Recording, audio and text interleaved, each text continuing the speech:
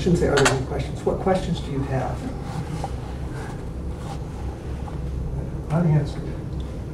Yes? Well, kind of off to the side, but is there anything else that you guys found out about these chickens when you were doing your research? Or is that mainly the process that you were studying of its ability to kind of repackage that egg? Well, one of the things that we found out is that the eggs were fertile.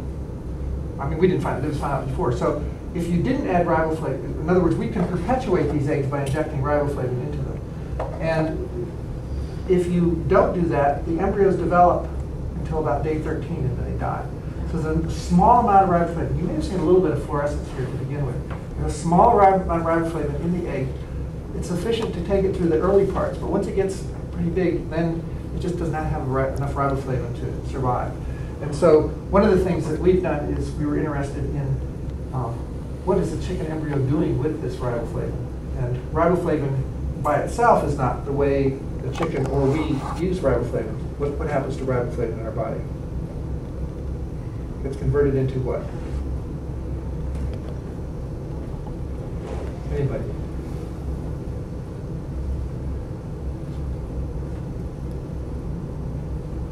What does it get turned into?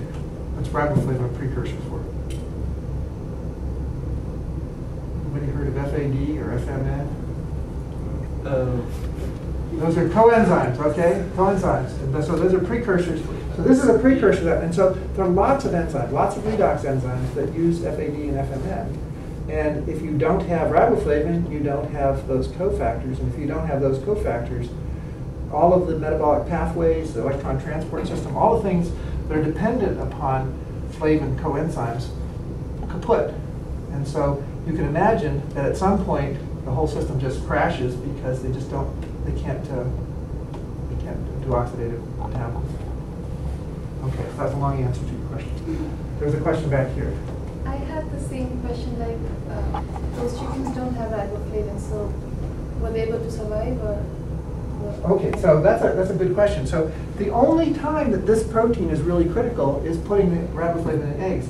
Once they hatch, riboflavin is in their diet.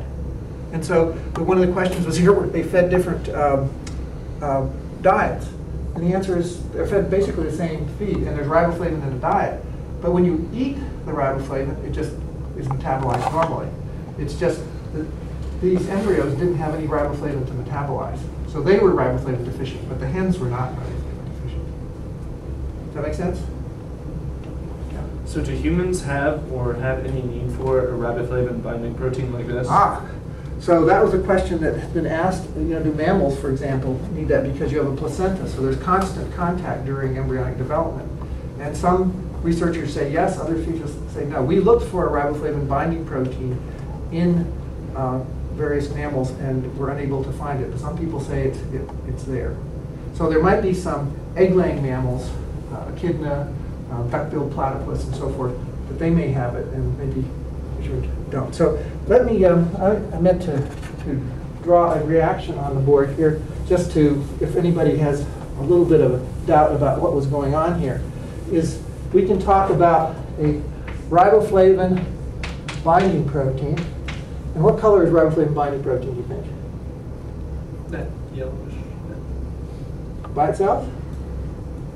Well, let's put the full reaction here. We have riboflavin, and then this is binding to riboflavin binding protein plus riboflavin. So we know this is what? Yellow. And it is also fluorescent, right? So what about this? Yellow, not fluorescent. Yellow, not fluorescent. And this would be colorless.